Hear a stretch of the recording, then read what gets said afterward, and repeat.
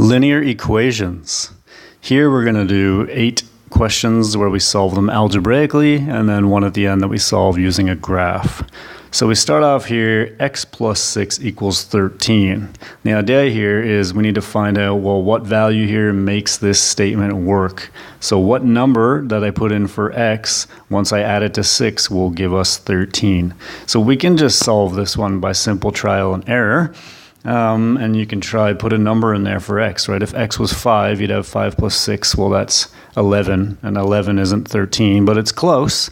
So we just need 2 more than that, right? So if we put 7 in here, 7 plus 6 is indeed 13. So that's how this works. You need to make the equation true. The left side needs to equal the right side.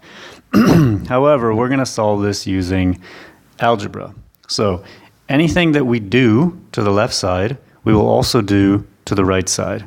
So we want only x on the left, because that's what we're solving for, and then we want only values on the right, and that'll be the answer. So we don't want this 6 here. We want to get rid of this 6. So to do that, we will subtract it, right? Plus 6 minus 6, that's just 0. Anything we do to the left side, we have to do the right side.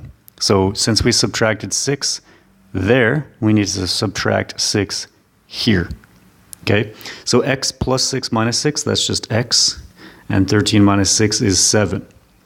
So as we said, by trial and error, by doing substitution, it's the same answer. Question number 2, x minus 7 equals 11. So we want only x's on the left side and only values on the right side. We need to get rid of the negative 7. So to get rid of negative 7, we add 7. Minus 7 plus 7, 0.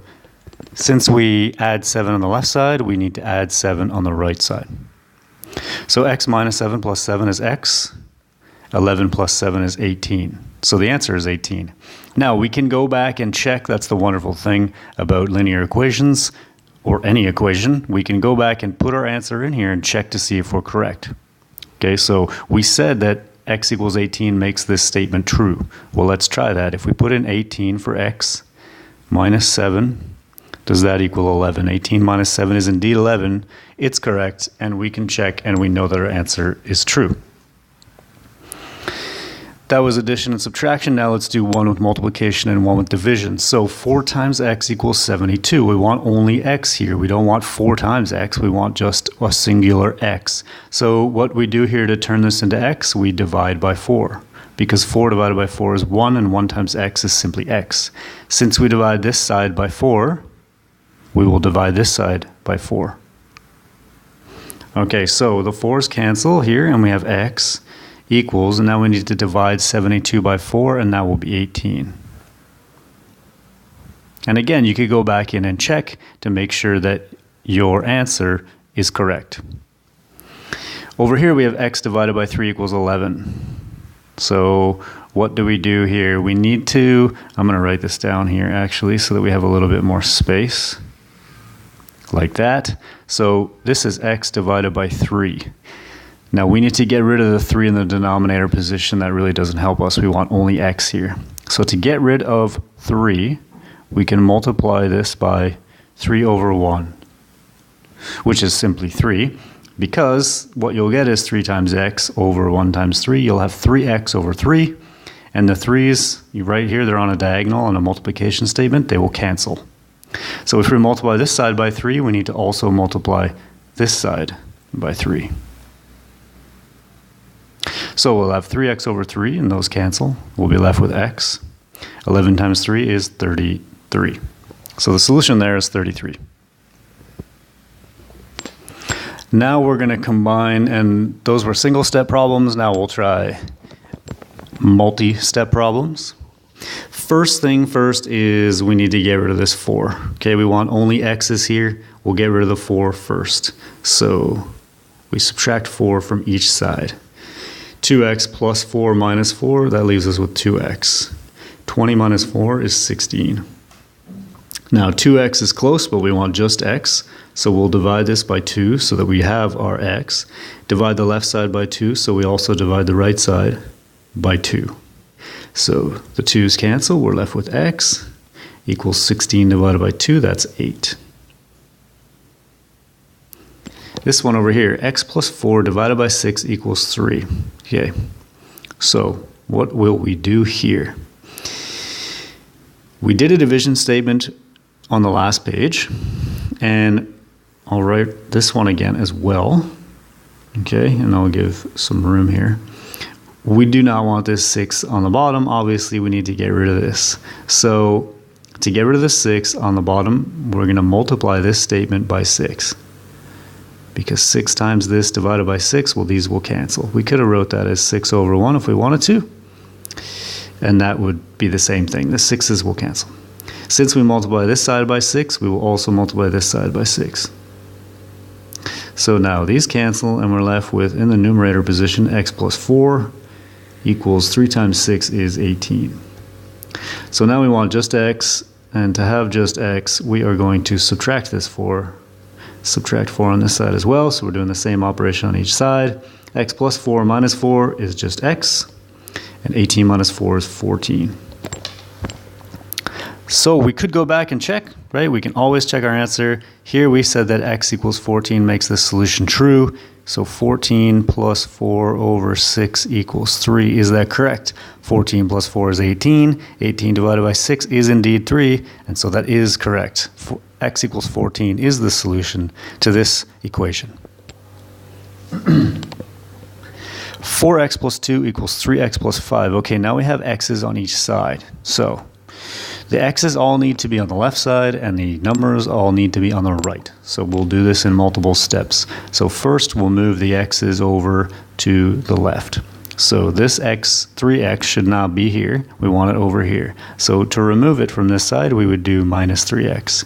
Since we subtract 3x from this side, we'll also subtract 3x from this side. So we have 4x minus 3x, and that will give us x. We still have the 2. And then on this side, we have 3x minus 3x. Those cancel, and we have 5. So now we have x plus 2 equals 5. To get the answer here, we need to have only x. We will subtract 2, do that to each side. X plus 2 minus 2 leaves us with x, and 5 minus 2 is 3. So x equals 3 is the solution. This one is a few more steps, but again, the same thing. So we have a 6 in our denominator. 3x plus 4 over 6 equals x. We need to get rid of this 6, so we'll multiply this by 6 over 1. And since we multiply this side by 6, we'll multiply this side also by 6. So the 6's cancel. We'll have 3x plus 4 equals x times 6, which is 6x. We want to gather the x's on the left side and put the numbers on the right side. So we need to subtract this 6x. Since we did that to the left side, or to the right side, we also do it to the left side. So on the left side, we have 3x minus 6x. That leaves us with negative 3x plus 4.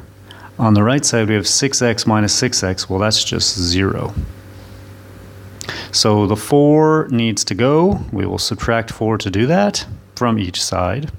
Negative 3x plus 4 minus 4, so we have negative 3x. 0 minus 4 is negative 4. We just want x. We have negative 3x. We will divide by negative 3. We'll do that to each side. So these cancel here, and we're left with x equals negative 4 over negative 3. And I'll just write that over here because I've run out of space. Negative 4 over negative 3, the negative signs cancel, so x equals 4/3. Now let's do one graphically. Use a graph to solve 2x minus 2 equals 1/3 x plus 3. So here's the question you would be given, and you'd probably be given a grid to put your lines on, your linear equations. I've gone ahead and just freehand sketched these in already in the sake of time. But you could do this, or you could confirm that these are correct. Here's y equals 2x minus 2, so that's the first one, 2x minus 2. So that means that the y-intercept is negative 2, which is correct, and the slope is positive 2. So that's up 2 over 1, up 2 over 1, up 2 over 1. So this is correct. And then this one here is 1/3 x plus 3. That's the other line. That's the second side of the equation. So the y-intercept is 3. Indeed it is. There it is. And the slope is 1/3 x. So that means that we have a rise of 1 and a run of 3. And if we look at this, we go up 1 over 3. So that's correct. So both of these lines have been graphed. Where do they equal each other? Well, that's where they cross. They equal each other where they cross. So we can see pretty clearly from this graph that that occurs right here. So they cross at x equals 3. So when x equals 3, these equations are equal to each other. So we say the solution is x equals 3. And we can also check this. That means that if we put 3 in on this side for x and on this side for x, that our left side will equal our right side. So let's confirm what we solved graphically. So 2 times 3 minus 2 equals 1/3 times 3 plus 3. Right? I'm just putting in 3 here for the x. So 2 times 3 is 6, minus 2 is 4. That's our left side. 1/3 times 3 is 1. Right? That's 3 over 3. That's 1 plus 3 is 4. So indeed, that does work. So when you're solving graphically, you draw your two lines and find out where they cross.